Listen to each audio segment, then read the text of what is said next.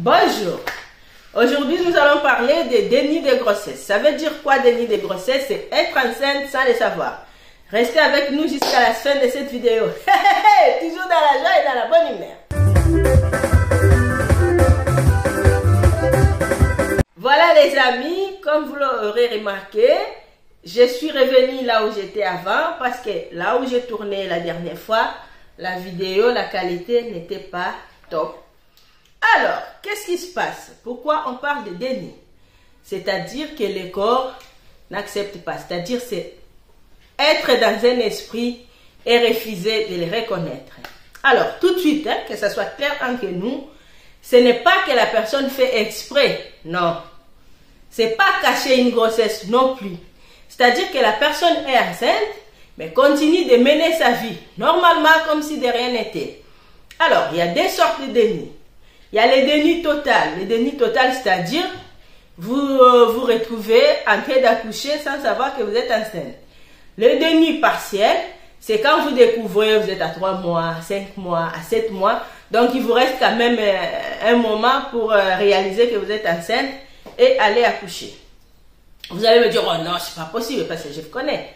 Le problème, c'est quoi? Plusieurs personnes sont dans ces états-là. C'est pour ça que vous entendez les mots infanticide, c'est-à-dire la maman tue son enfant. Il y en a une idée dans les congélateurs d'une française, il y en a une idée partout. Et même en Afrique, vous vous réveillez un matin, vous voyez un bébé dans la poubelle, vous ne savez pas qui l'a jeté. La plupart de ces gens, ils font les dénis de grossesse. Alors, les dénis partiels, peut-être vous allez à l'hôpital, consulter pour autre chose. Et là, ils découvrent que vous êtes enceinte. Au moins, il vous reste un peu de temps. Il y en a qui ont découvert 10 jours avant l'accouchement. Il y en a qui l'ont découvert à 5 mois. Mais voilà, le corps, qui est notre patron dans ces jolis corps? Notre patron, c'est le cerveau.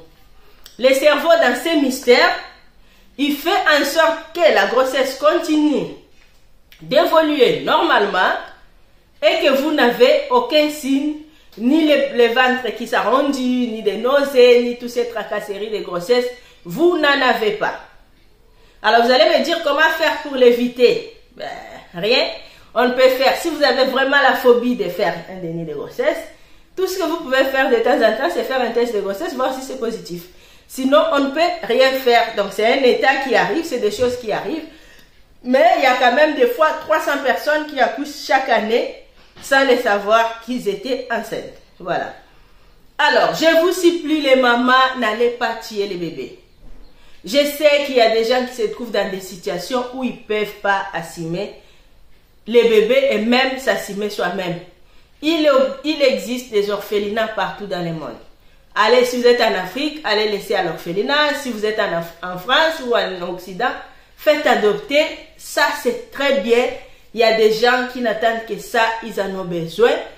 Sauf pourquoi je vous supplie, pourquoi je mets l'accent sur ça. Parce que si vous les tuez, déjà vous êtes traumatisé et culpabilisé pour certaines de ne pas avoir su que vous êtes enceinte, mais vous aurez en plus la justice sur votre dos. Parce que quoi qu'il arrive, que vous ayez fait un déni de grossesse ou pas, si vous tuez votre bébé, vous irez en prison. Je suis désolée, mais c'est comme ça. Voilà. Je sais que c'est pas facile. La vie qu'on a aujourd'hui, on a des carrières, on a des rêves à soulever. La situation de la vie, des fois, fait qu'on se retrouve dans des situations qu'on n'a pas cherchées. Mais ne tuez pas les bébés. Et même s'il est né qui ne respire pas, allez aux autorités ou à l'hôpital, je ne sais pas. Mais faites quelque chose, sauf n'allez pas enterrer les bébés, ne tuez pas les bébés, ne les jetez pas à la poubelle non plus, je vous supplie. Voilà. Vous allez me dire c'est quoi la cause? Il n'y a pas de cause. Tout simplement, les bébés, au lieu de se mettre dans l'utérus par l'avant, il va se cacher soit de côté, soit derrière le dos, collé à la colonne vertébrale. C'est tout simplement pour ça qu'il n'apparaît pas. Il est arrivé à d'autres personnes aussi de faire l'échographie et de ne pas voir les bébés, mais pour autant, ils sont enceintes. Donc voilà, parce que les bébés, ils se cachent derrière les dos. Voilà. Si le médecin n'est pas trop prudent à les chercher, ben, il ne trouvera pas. pile poil, vous allez vous retrouver à la poche des os qui éclate et vous accouchez. Voilà, c'est comme ça. Je sais que c'est un traumatisme, je ne le banalise pas.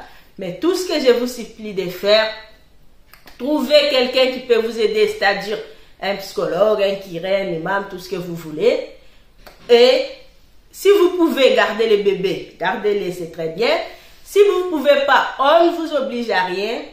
Amenez-les à la DAS si vous êtes en Occident, à l'orphelinat, ou donnez-les à un membre de votre famille, le temps que vous puissiez digérer la nouvelle. Mais s'il vous plaît, ne les tuez pas. Parce que je ne veux pas que quelqu'un est en prison parce qu'il avait tué son bébé, parce qu'elle ne savait pas qu'elle était enceinte. Je comprends votre état mental, votre état physique, mais ne les faites pas. Même si vous êtes trop jeune, ne les faites pas. Vous risquez de gâcher votre vie. Voilà. C'est juste le cerveau qui ne reconnaît pas ou qui ne manifeste pas les signes de grossesse. Mais la plupart des bébés naissent en bonne santé. Donc, je vous remercie. Merci d'avoir été avec nous. Toujours dans la joie et dans la bonne humeur. Likez, partagez et bienvenue à la nouvelle famille YouTube. Je vous embrasse. Toujours dans la joie et dans la bonne humeur.